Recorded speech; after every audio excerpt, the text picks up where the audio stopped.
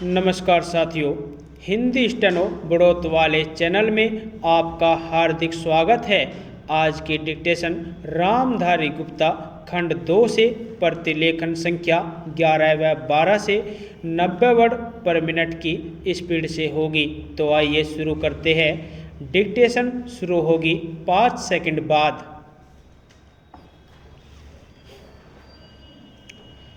Start.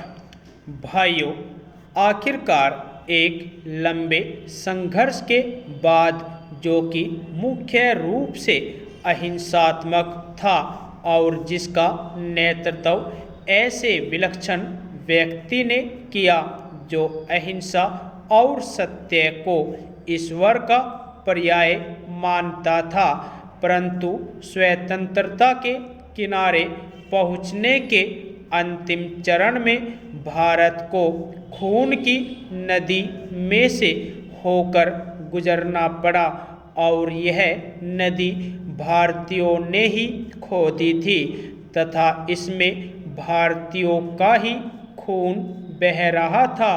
अभूतपूर्व पैमाने पर लोगों का निष्क्रमण हुआ।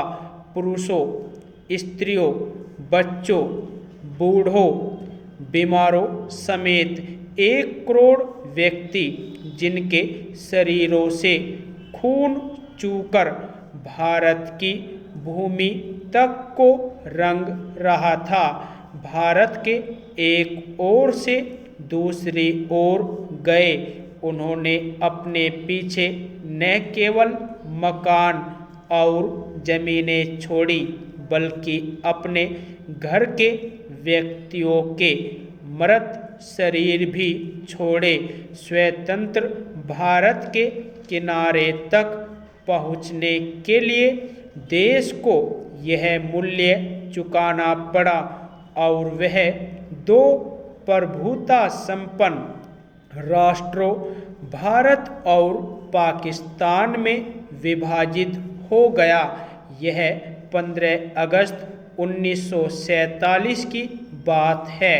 कांग्रेस ने, जो वास्तविक रूप से 1885 से भारत की राष्ट्रीय वाणी थी, हमेशा भारत की एक राजनीतिक इकाई के रूप में संकल्पना की थी।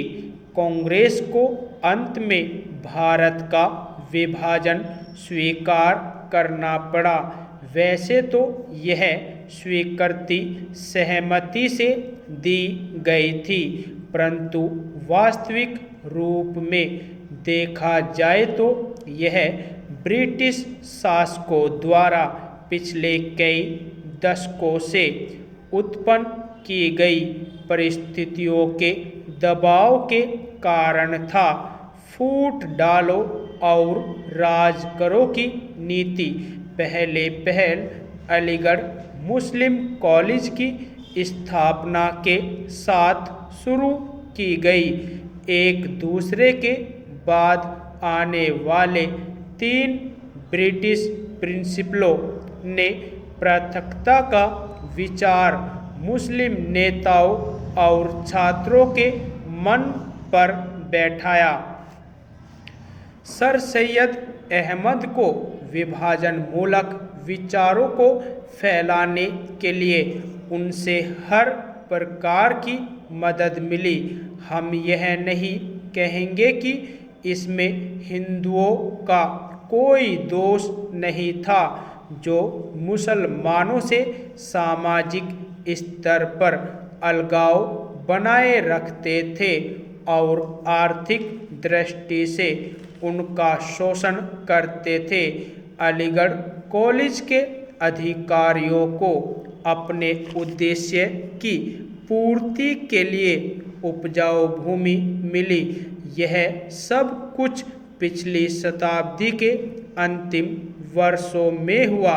इन्होंने सोच समझकर राष्ट्रीय मुसलमानों की उपेक्षा करने की नीति अपनाई। 1947 में कांग्रेस के पास विभाजन स्वीकार करने के सिवा कोई विकल्प नहीं था, विशेषकर गंभीर सांप्रदायिक झगड़ों के कारण, जो कि गृह युद्ध का रूप धारण कर रहे थे। जिन्ना ने यह सुझाव भी दिया कि सांप्रदायिक आधार पर आबादी की अदला बदली की जाए। शायद वह बेहतर समाधान होता, क्योंकि इससे शायद वे क्रूर कृत्य न होते जो बहुत लंबे काल तक पड़ोस में रहने वालों के साथ उनके पड़ोसियों ने किए। विभाजन को स्वीकार करते हुए कांग्रेस ने 15 जून 1947 को दिल्ली में एक प्रस्ताव पास किया, जिसमें अंतिम बार भारत की मूलभूत एकता का आग्रह किया गया था। इसमें कहा गया था, पिछली 2 पीढ़ियों के श्रम और बलिदान की नहीं, बल्कि भारत का विस्तृत इतिहास और परंपरा भी इस मूलभूत एकता की साक्षी है। भाइयों, भूगोल, पर्वत और समुद्र ने भारत के स्वरूप का निर्माण किया है। कोई मानव संस्था इसके आकार को बदल नहीं सकती और न ही उसके अंतिम लक्ष्य में बाधक बन सकती है। आर्थिक परिस्थितियों और अंतर्राष्ट्रीय मामलों की लगातार मांगों के कारण भारत की एकता और भी आवश्यक हो गई है। भारत के जिस चित्र को हमने अपने दिलों में संजोया है, वह सदा हमारे दिलों और दिमागों में रहेगा।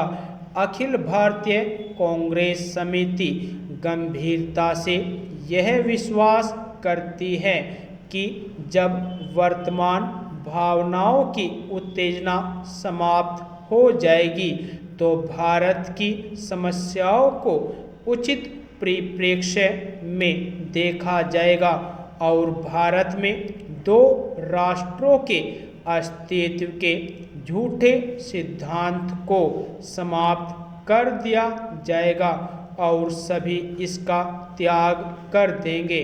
सामान्यतः राष्ट्रीयता जातीय, भाषाई अथवा भौगोलिक तत्वों पर आधारित होती है, परंतु इस्लाम का अलग अस्तित्व है, जो अन्य धार्मिक वर्गों में मिश्रित नहीं होता। 55 वर्ष की स्वतंत्र धर्मनिरपेक्ष राष्ट्रीयता के बाद आज भी कई जिम्मेदार मुस्लिम नेता दावा करते हैं कि मुसलमान अलग राष्ट्र है। एक जिम्मेदार दल द्वारा इतने अधिक करुणाजनक और आत्मभ्रामक प्रस्ताव की कल्पना भी नहीं की जा सकती, जितना कि अखिल भारतीय कांग्रेस समिति ने 15 जून 1947 को पास किया था। सभी नेता थक चुके थे और बूढ़े हो रहे थे।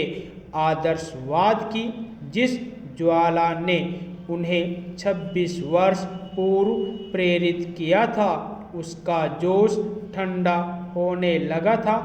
कांग्रेस का विकास सदा ही बदलते नेतृत्व के माध्यम से हुआ था, परंतु पिछले 25 वर्षों में वही नेता कांग्रेस की सत्ता संभाले हुए थे।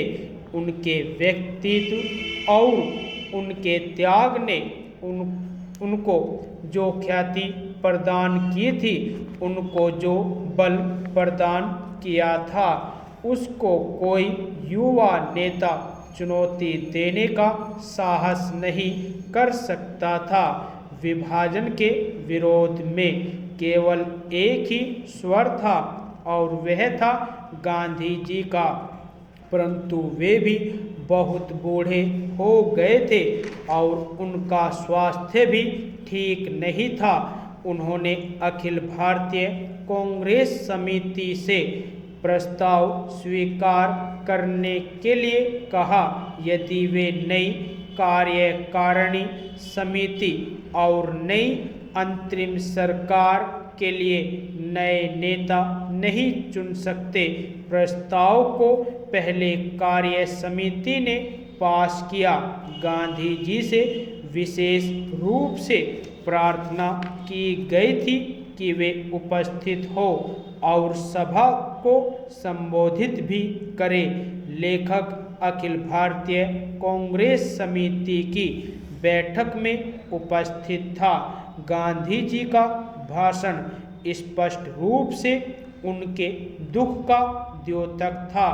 उन्होंने कहा कि उनके विचार सर्वविदित है, फिर भी उन्होंने अखिल भारतीय कांग्रेस समिति को प्रस्ताव पास करने की सलाह दी। उन्होंने कहा कि अखिल भारतीय कांग्रेस समिति को इसे रद्द करने का अधिकार है, परंतु किसी ने इसका उत्तर नहीं दिया। उस समय ब्रिटेन भारत से चले जाने के लिए और अपनी साम्राज्यवादी धाक छोड़ने के लिए बहुत उत्सुक था। अब यह बोझ उनके लिए बहुत भारी हो गया था। एशिया के राजनीतिक पुनरुत्थान की उठती हुई लहर को नियंत्रित करना था। यदि आपको डिक्टेशन अच्छी लगी हो तो हमारे चैनल को सब्सक्राइब करें तथा वीडियो को लाइक व शेयर भी करें। धन्यवाद।